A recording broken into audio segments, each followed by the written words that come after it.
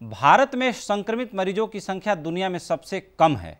Lockdown की शुरुआत में देश के पास कोविड-19 की टेस्टिंग की ज़्यादा सुविधा नहीं थी, लेकिन पिछले 40 दिनों में टेस्ट की संख्या के मामले में भारत दुनिया के चुनिंदा देशों में शामिल हो गया है। और जो रिपोर्ट सरकार ने और हेल्थ मिनिस्ट्री ने जारी की है, 40 दिनों के भीतर 10 लाख से ज़्यादा टेस्ट किए गए हैं और उसके जो नतीजे हैं वो भारत को कहीं ना कहीं शीर्ष तक पहुंचाने में या कोरोना की लड़ाई को बेहतर तरीके से लड़ने के लिए भारत को पहली कतार में खड़ा करते हैं। देखते हैं एक छोटी सी रिपोर्ट।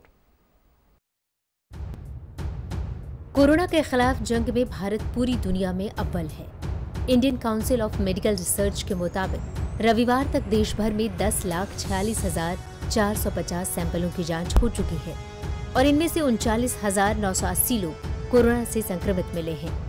इन आंकड़ों को अगर दुनिया के कुछ विकसित देशों में हुए टेस्ट से तुलना करें तो भारत में संक्रमितों की तादाद सबसे कम है। भारत में अब तक कोरोना वायरस से जितने मरीज संक्रमित हुए हैं उनमें से करीब 1400 लोगों की मौत हो चुकी है, जबकि करीब 11,000 लोग ठीक हो चुके हैं। भारत के लिए राहत की बात यह है कि जब स्पेन में 10 लाख टेस्ट पूरे हुए थे तब वहां कुल 2,194 लोग संक्रमित थे, जबकि अमेरिका में इतने टेस्ट होने पर वहां कुल 1,64,620 केस हो चुके थे। इसी तरह 10 लाख टेस्ट के बाद इटली में इन्फेक्टेड लोगों की संख्या 1,52,271 हो चुकी थी और तुर्की में ये संख्या 1,17,589 थी। जर्मनी में इतने टेस्ट के बाद सबसे कम कुल 73,522 संक्रमित मरीज थे, लेकिन ये संख्या भी भारत से लगभग 2 गुनी थी।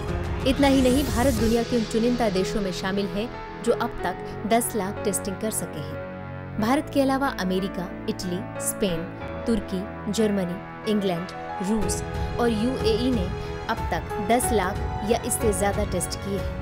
पिछले 40 दिनों के देशव्यापी लॉकडाउन में भारत ने कोविड-19 के खिलाफ लड़ाई के लिए अपना हेल्थ इंफ्रास्ट्रक्चर काफी मजबूत कर लिया है। इस समय देश में हर रोज 75,000 टेस्ट हो रहे हैं और इसके लिए पूरे देश में 419 लैब दिन रात काम कर रहे हैं। लॉकडाउन के शुरुआती दिनों से ही विपक्ष सरकार पर कम टेस्ट करने के आरोप लगाता रहा है। ऐसे में ये आंकड़े सरकार को सुकून दे सकते हैं। ब्यूरो रिपोर्ट, सहारा समय।